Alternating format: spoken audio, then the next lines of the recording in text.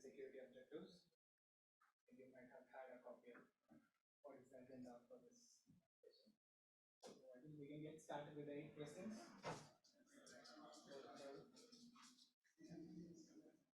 First question, what are the fundamental security objectives that age assurance must prioritize, and how do these objectives vary across different industries and applications?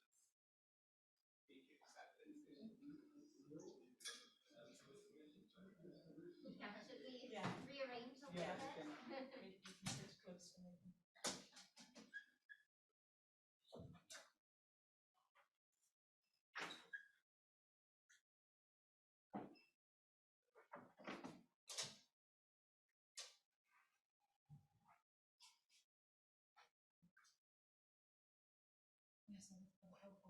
the first thing would be to protect children as age assurance comes. I'm not sure if that should be the only thing.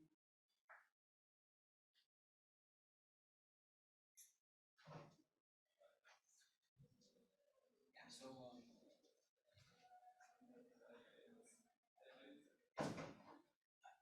think what ISO is most current draft states is that yeah, of course, the objective of any insurance is protecting children as all around children. I'm also because they are saying they want all of them to be achieve the confidence in managing finding of age-related determinations to work. Detection of the freshness of evidence by relying party. Prevention of the forwarding evidence by relying party to another relying party. Memorization of an age-related attribute by relying party. Are you from the line party? Where do you sit sort of in the grand scheme of things? I'm the engineering tech lead of the age assurance team at Google, so we're kind of in an interesting middle ground where we both consume age assurance from other providers, but also have some of our own internally built systems. I'm coming from an age assurance product. I'm from Veritas. We're also age assurance. Yeah. Right. We were trying to In terms of security, I think there's a few different concerns that I'm aware of. Some of it is just the attacks of being able to spoof the system and prove you're overage without actually being overage. I think there's a lot of things in that space. The easiest one, I think, is a social engineering attack where you just get somebody else to prove age for you. But there's also things that I think people are looking into with, for example, using AI to do a deep fake of a selfie video or anything that uses selfie video, for example. Fake IDs are another example. I think there's also the security of the data when it's collected. Obviously, a lot of age assurance systems, they collect a lot of personally identifying information, like copies of IDs. And from that perspective, I think there's a question of how much data ends up centralized in one place, what the risk vectors are for access to that data. And then also potential linking and traceability of, if you have centralized solutions, are they able to build a picture of a bunch of different things that the user is doing and sort of centralize knowledge about an individual person that today isn't linked together. For example, if you have a central solution and it tracks each different place that age is requested from, you might learn, this is a user that uses Pornhub, but also they use this banking system and they use etc. And I think that's also a concern. So there's sort of a few different vectors of security. At the end of the session, you can just write your answers for the 8, and then you can start with the discussion. You can interchange each question and everything, but you can first write down what you feel like just a one sentence answer or something, and then you can start with the discussion. Overall, with the questions, that's fine. Yeah, good points. I can also add the other vectors of attack sometimes. Think of attacking their faces. Maybe add facial healthcare. They might be putting on masks. There are lots of certain. I second you. There's this potential to establish a profile of a person and also transmitting that data to some other entity without the consent of the person. As you said, so as Tony, the other said, what if an age assurance system knows that you've been gambling and the gambling information gets passed to the bank for credit score? I think we're. Yeah, for the I'll- Zoom participants. Oh, there is someone online. Oh, right. Okay. Hello, online. If anybody knows on the online team, this confidence, this item of confidence in the man-machine interface, and what was the intended? If anybody is working on the standards, does it mean the accuracy of the system? So so in this paper I'm holding, apparently in this ISO 27566, following security. There is someone in Christina. Okay. Just saying hello. Yeah. Hello, Christina. Yeah. So they say following security objectives have been identified. Confidence in the man-machine interface, which is I'm questioning. The others are binding of an age-related determination attribute to the correct individual. That's the social engineering that we're talking about.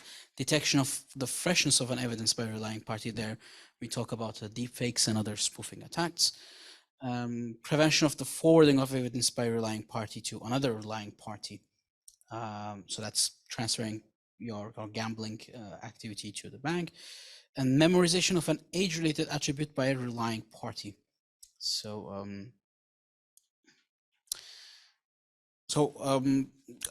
I think for myself, I need clarification on what is confidence in the man-machine interface means. Maybe it's about the accuracy of the age estimation, or perceived ease of use, or what would you say about that? I think my personal read on that, which I am not directly involved in drafting the standards, but it's more about the security of an individual method. For example, let's say you're taking a selfie to estimate your age. Are we sure that the video stream from your camera on your phone isn't being manipulated in some way? Are we sure you're not injecting data into your camera versus taking a real live picture of yourself? Similarly, if you're uploading a photo of your government ID, is there a way to ensure, for example, that it is a live photo rather than, oh, I pulled the first picture for Missouri driver's license off the internet, for example? So that's one read on it. I don't know if that necessarily applies to all methods or if they maybe had some other intent in the standard. Yeah, I would probably suggest that obviously I think of it first and foremost as, okay, we'll do the age verification or age assurance using face biometrics, and it's very, very specific. But if we go back to what Tony was presenting before, so if you have other methods like voice, or if you are just asking for consent, then I think this is where the human interface comes into play, not just the attack part of it, but also the fact that, is it the right method for what you're trying to achieve? I think I'm not 100% sure about that. Christina, I don't know if you have any comments. We can't really see you. No, sorry, I'm just here to learn. I wouldn't say that I have a huge amount of expertise in this area, so I don't feel it'd be necessarily appropriate for me to interject. But everything that's already been said, it makes sense, and I feel that yeah, I agree with those points so far. So I find this question, there is one of the questions here, question number 4, how can age assurance systems effectively combat identity theft, fraud and manipulation while still maintaining user convenience and accessibility? And I think this is a really interesting question, because if we're trying to keep anonymity and we are trying not to gather information about the person, just making sure that they are overaged. So how do we actually making sure that no one is actually stealing their identity? Is that enough that no one else is using my face? How would you know that without comparing it to my face, sort of thing? Yeah, I mean, I don't like to be the guy who says, okay, somebody else should do some work on this. We really want to address these things head on, but you might appreciate, like, there's a lot of things that can be done. I mean, here in the physical room, we are coming from companies that provide exceptional technology. Each and every one of us has some great stuff to put in, but I think here the input that is required is the regulatory one. When for a certain use case, the regulators decide what is the proportional way to check these things out, we would be able to put things in place. In the case of a physical retail store use case, right? That's very very basic. You would be worried less about putting mechanisms for anti-deepfake, because probably you have got a physical terminal setting the tone for the age check, and yeah, but yeah, so that's the yeah. In terms of fraud in a physical setting, probably I mean, if your terminal is not hacked, if it's just a physical data subject approaching to the camera, the measures I'm trying to mean is the measures for anti-fraud there is widely different from let's say trying to access to a gambling website. It's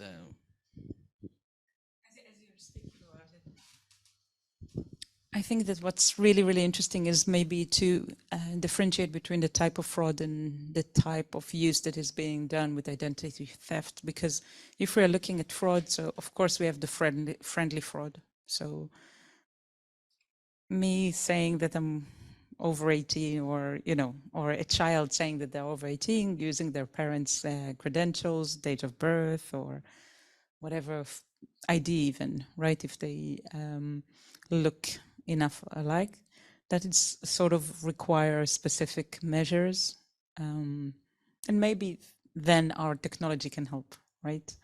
It could be maybe easier, but if someone is creating something completely new with their my information but not my face, for example, then it could be a bit more complicated if we're just relying on age verification. So I'm not really sure how, you know, obviously one of the options here is always just to compare all the faces, just to do a big sort of search and compare between all the different users, and then to see if someone has been using the same identity over and over, or the same face over and over again. But that will be, I think, quite a big breach of customer rights, maybe, or maybe not.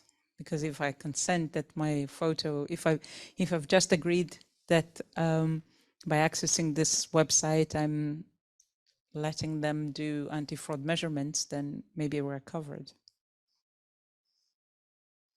I don't know what you guys think.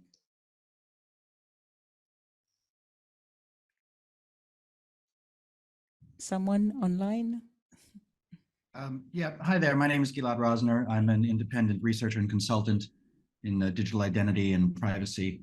And just to your last point, um, while there is a big carve out for legitimate use in a GDPR context in regard to fraud, ultimately there'll be a proportionality question in relation to being able to use certain data for broad scale fraud analysis. And my personal view is that it's going to have to be kind of a system by system approach, regrettably, because of how fast the technology is going to change, and the particulars of each individual system is going to that's going to mandate a security analysis for each type of method. And so ultimately, because in 5 years' time, there might be more privacy preserving methods of doing fraud analysis across a large population based on whatever biometrics or other elements are being used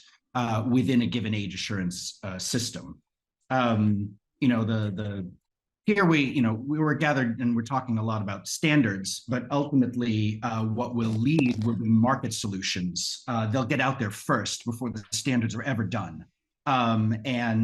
So ultimately, and regulation will have a place in terms of specifying things like confidence values and also specifying security expectations about a system, but they're going to end up being a bit high level, and you'll see things like giant standards like the NIST frameworks supporting, but ultimately the security posture of different age systems will end up being very particular to the specific commercial entity that's deploying them.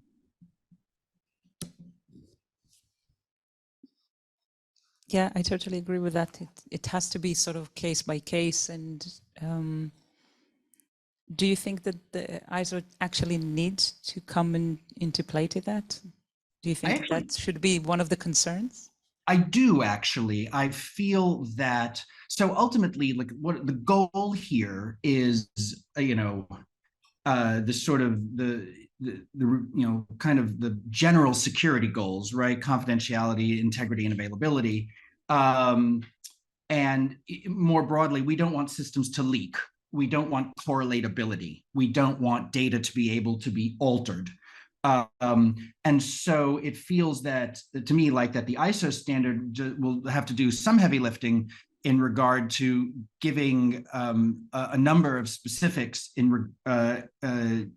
for security goals for the system. But they will all circle this idea of the system shouldn't leak.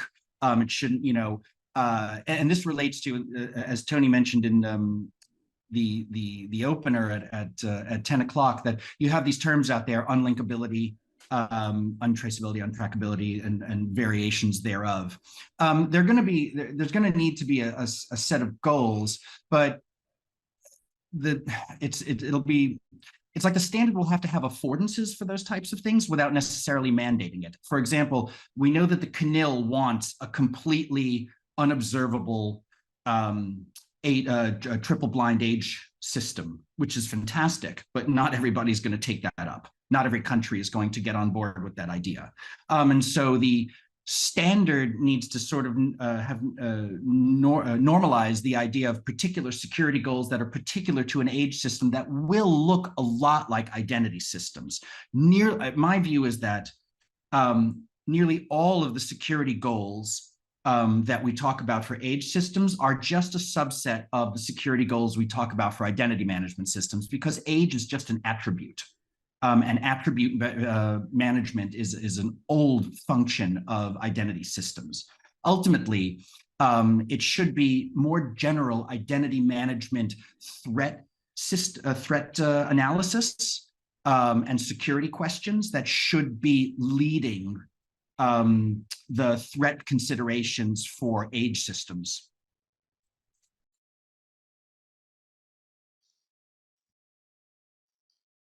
Any comment? Thank you. Thanks, Gilad. Any other comments online?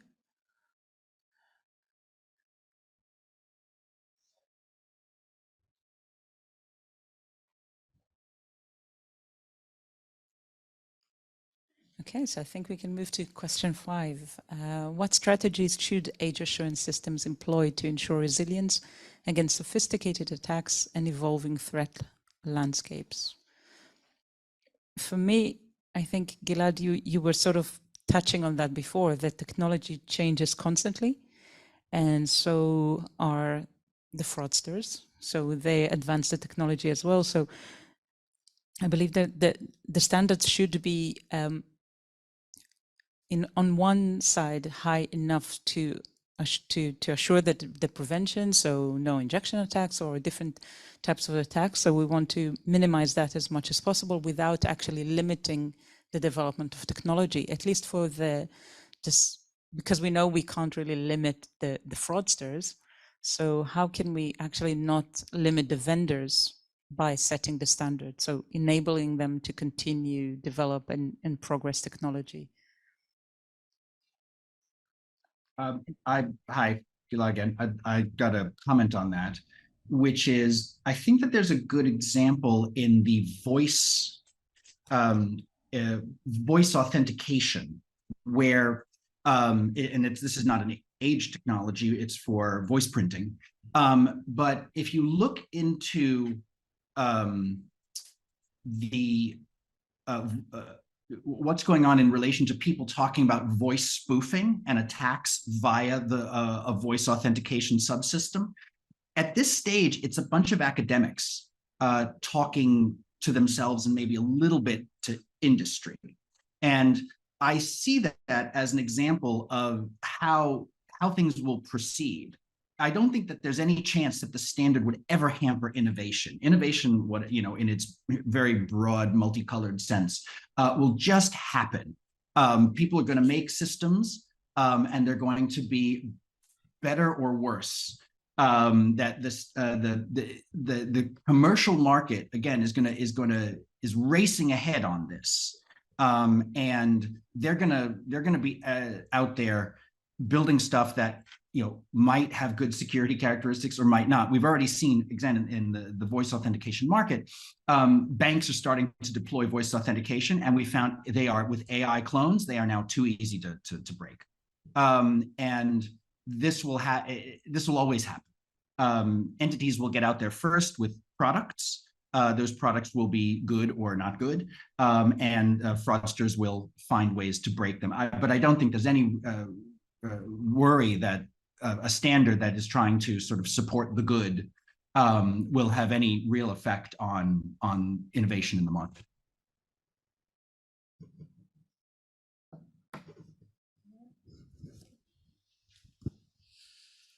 I think that security needs to be viewed as a risk surface as well. And it's similar to the assurance level of different methods that we have, where a lot of what a system needs to be proportional to the risk that the content that the system gates poses. I think there's a very large spectrum of risk to minors from the types of things that age assurance might gate. And you look at some of these sophisticated attacks, for example, and I'd say that a 5-year-old is less likely to be able to carry out a sophisticated attack than a 17-year-old.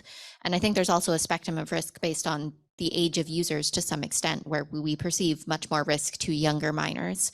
And the ability to carry out a sophisticated attack in and of itself is some form of age assurance, which is kind of interesting.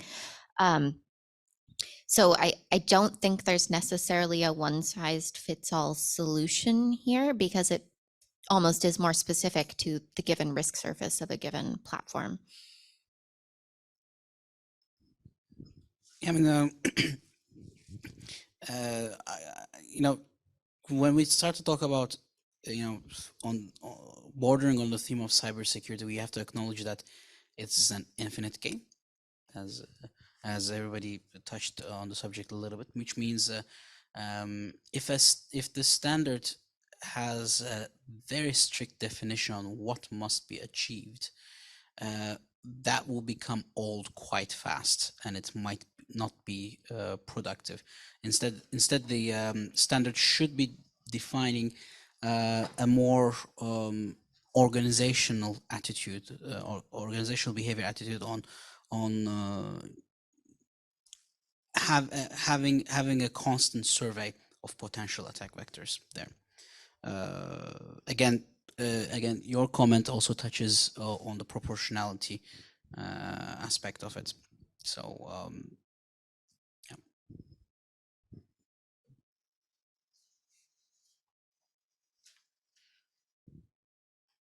Oh, blockchain. So we didn't go through third question. I guess biometrics, blockchain, and AI.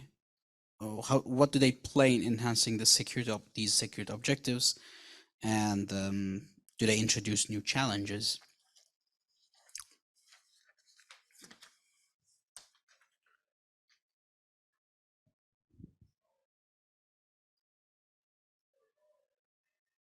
Hi, Gilad again. Yeah, no, there's some interesting stuff going on in relation to Web3 verified attributes. You know, in theory, they would inherit at least some of the security features that are part of Web3 architectures.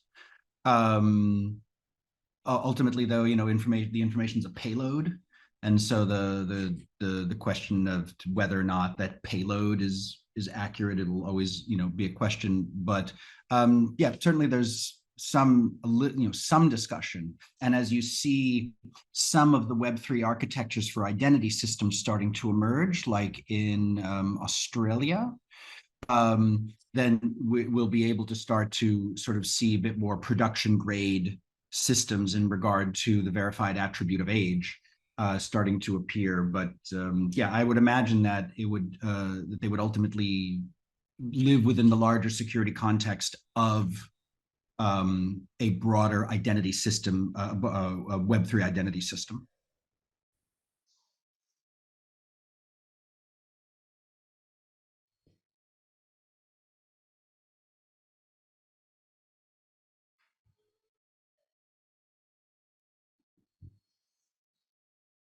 I guess yeah, blockchain is a touchy-feely subject as well, because you know when we talk about blockchain, we also think about platforms, technologies, distributed ledgers where people use for financial speculation, and how would that fit in a you know in a decentralized ID verification. Maybe it's a very pedagogic point to be made, but you have sort of specific emerging architectures.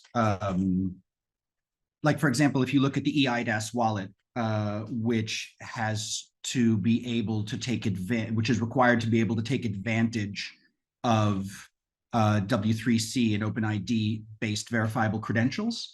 Those verifiable credentials are natural carriers for age.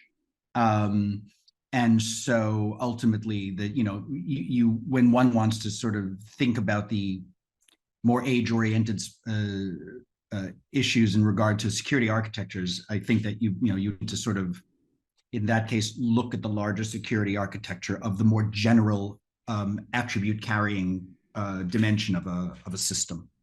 Ultimately, I think that in general, as we think of age, while there's going to be systems that just pass age claims and nothing else. And you see this with certainly in retail example, where when it's biometrically based, then you've got an age claim passing that's not hooked up to identity data.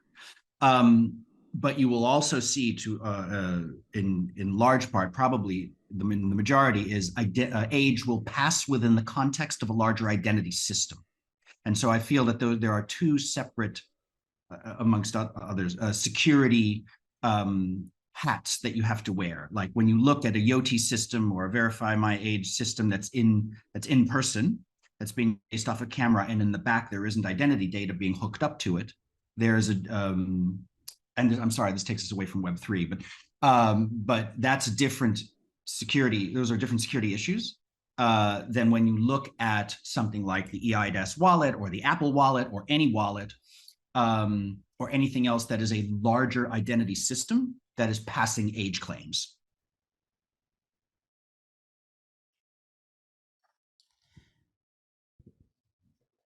I think it's sort of brings us back to what is the use case and what actually the attributes that we do need in each and every use case specifically. And I think, again, Gilad, you sort of touched on it, because if we just look at the age attribute and we don't want to see anything else, yes, it could be anonymized and maybe it's not really interesting in some cases. If it's in blockchain, do you actually need maybe to keep some of the other identifiers, like, I don't know,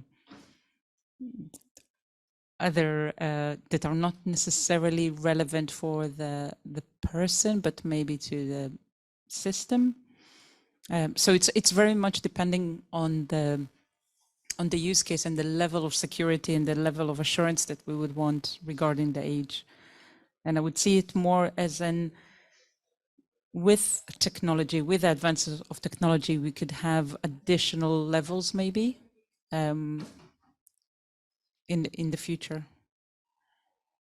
Yeah, I completely agree with you. I mean, what's historically, the place where age has reliably been done in a remote context is gambling, because of the heavy KYC requirements and the way that gambling is a vector for money laundering. And so but the reason that age could be done there without, and in a robust way, is because they're passing a ton of other identity information.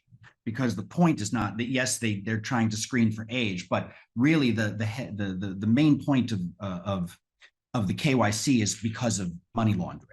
And so age happened to piggyback along, and yes, it shouldn't, under 18 shouldn't be gambling, but ultimately age got a benefit from the fact that they needed all this other identity information. And so, but I totally agree with you in the sense that you end up with use case driven analysis, because what you need for letting somebody look at restricted content on YouTube versus looking at pornographic material versus gambling, all of those are going to be different use cases, in some case, and to some degree different security. I think that ultimately security should kind of flatten out across all the cases, especially if you're dealing with kids' data. But yeah, as far as like what is retained, like what information travels with the age claim, will be use case dependent.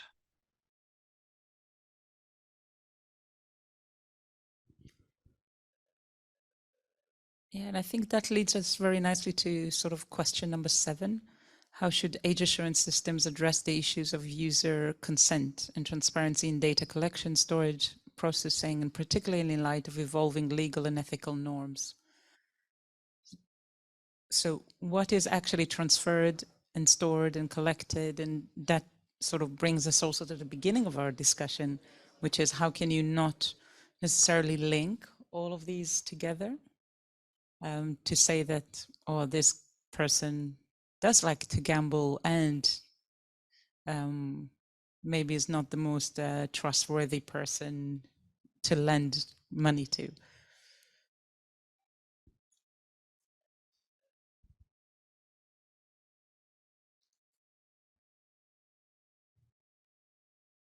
To be honest, I'm not really sure what comments they're looking for here. I mean, ultimately, these questions will have to be in part answered by the GDPR or whatever the regulatory infrastructure is in a given jurisdiction, because these things because this is essentially personal data. It's an attribute, and in the European context, it would just be seen as a linkable piece of data. I mean, and the degree of linkability is a major question ultimately, and these elements, consent, transparency, consent is handled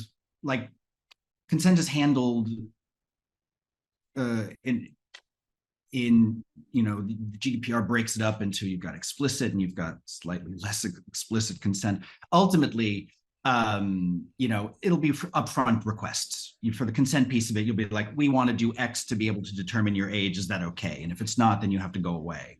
That'll probably be a major way. And the transparency will be somewhere in the privacy policy. It'll say, when we check your age, these are the things that we touch and look at and consider and analyze, to be able to do that. Because there'll be stuff through the front door where they say, can we go and touch the electoral roll to check your age? And then there'll be stuff in the back door which will be like, we do passive age detection through these types of methods. One interesting question will be how much consent is necessary versus legitimate interest. Because of the big anti-fraud fraud detection carve-outs of the GDPR and in general the legitimate interest carve-outs, there will be some interesting questions around how much do we actually have to ask? How much consent do we have to ask for if we are doing age to protect kids? I think that this will be an open question in the future.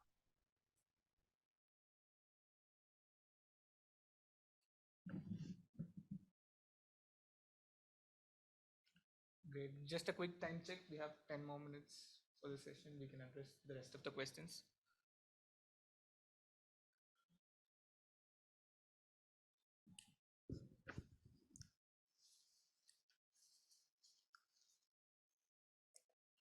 I think what you just mentioned about how much of the consent should be there touches immediately on how to foster trust, right, and confidence among users. Because if you are really transparent in what kind of information you are keeping and why are you asking specific questions, for example, why are you doing a full IDV, I don't know, to play a game that is okay for over 13? Let's assume with that sort of as a use case. So if you're fully transparent on that one, then you will encourage trust. I'm not sure if all of the websites are as transparent of what they're keeping, why, and so on. And I don't know if people are actually looking, or let's say I know that the majority of people don't actually read the terms and conditions. To go into that detail to understand. So a lot of the mistrust comes, I think, from that. And how can you effectively communicate these measures to the public?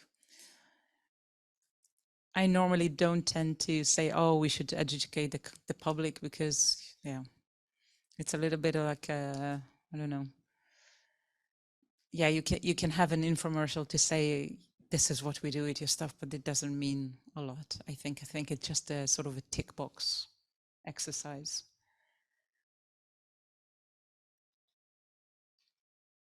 Yeah, I'm with you. I think that trust is a completely overrated concept in this environment.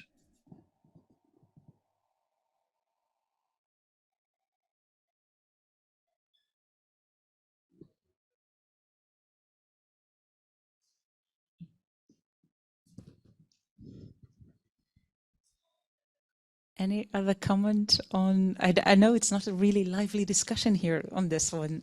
Any other comments online? Hey, it's Christina here. Hey, Hey, Christina. I sort of feel that, I know you've all just sort of commented and said trust is maybe a bit overrated. But I think maybe it's about education in the public space, because a lot of the time, so I work at Epic Games. I'm on the kids web services team, and whenever we do research on some users, some of the pushback is, oh, I don't trust what these age assurance methods are doing. I don't know why you need this data. But once there is a bit of understanding around that, the users are a bit more forthcoming, I guess. I guess, yeah, similar to how I guess banks would might have campaigns with their customers, educating customers and saying, hey, we never ask for your bank details over the phone. We never call you to ask for personal information. And I think there's a bit more understanding in the general public about that specific scenario. So maybe as a collective, it's about educating the public about why are we asking for this information, which then helps alleviate any mistrust or maybe misunderstanding as well, because let's face it, the general public doesn't have a lot of trust in these technologies. I myself am very cautious about signing up for things because I don't want to be handing out my information all the time. And that's not even where in the context of age assurance, that's not even the context of, oh, I need to prove my age for using whatever site or to make a purchase for whatever. So yeah, sorry. I hope that makes sense.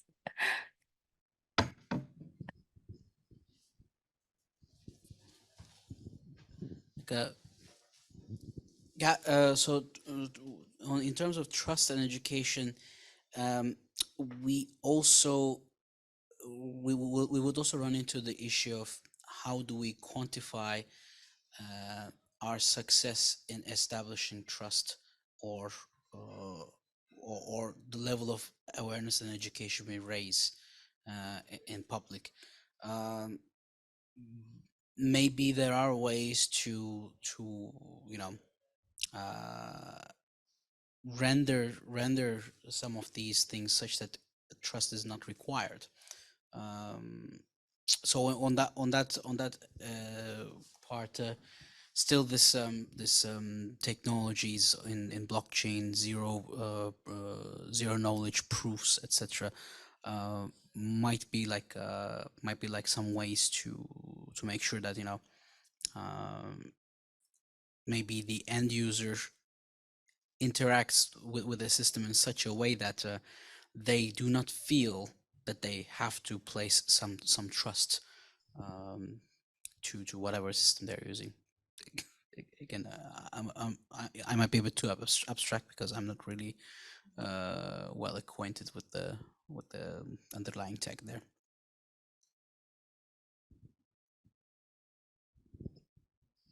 I think one of the big issues that I don't actually know of a good solution for yet, and it's that there's sort of two separate concepts. One is there some age credential that we can trust that says that some person proved that they were over a certain age at some point in time, versus is the current user who's sitting there the same person as that age credential? And I think especially as we look at things like collusion attacks, where, oh, I got this 25-year-old friend I have to put their identity on my account and prove that I'm old enough.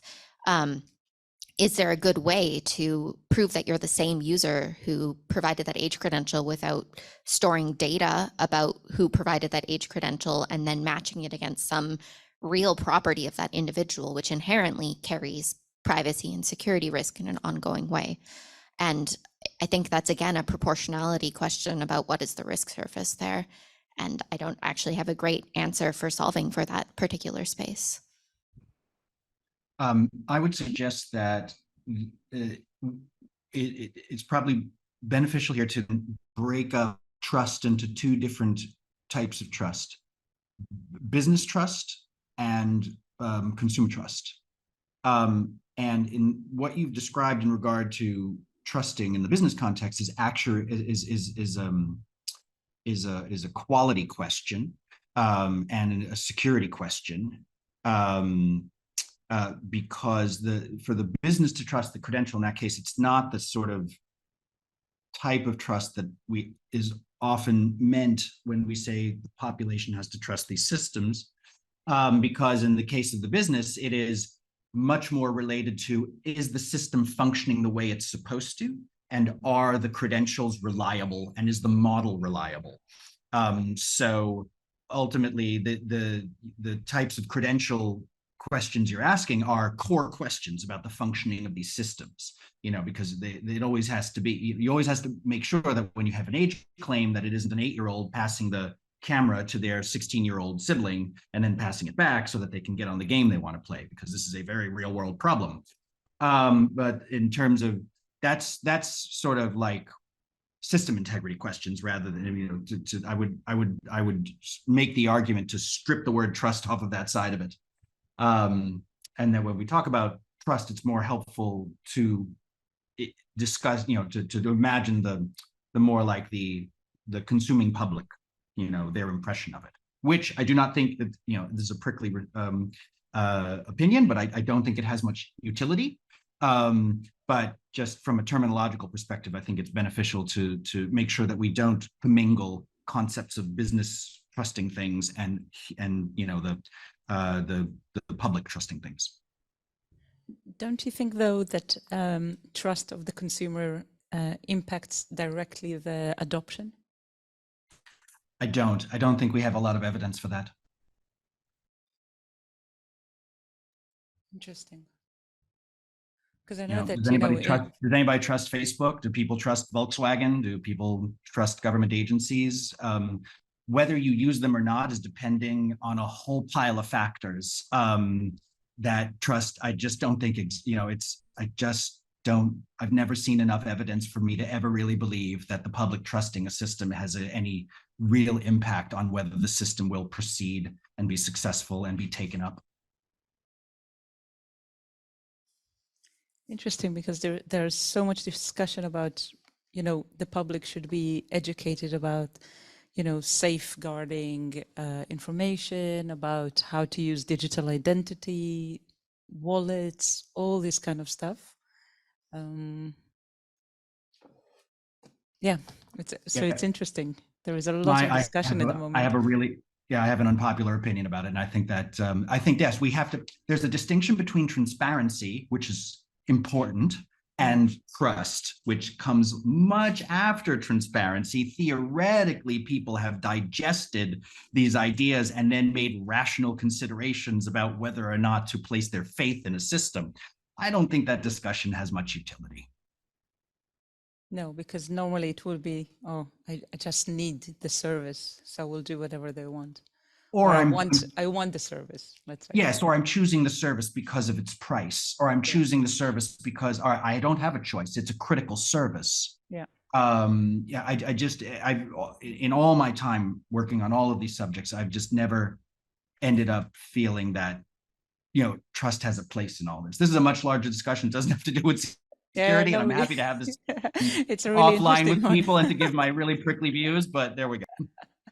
No, it's an interesting one because, again, there are so many discussions around that, but I think our time is up. Thanks, everyone. Thanks for the participation. I think, we'll conclude the session. Thanks for your input. Thank you, everyone.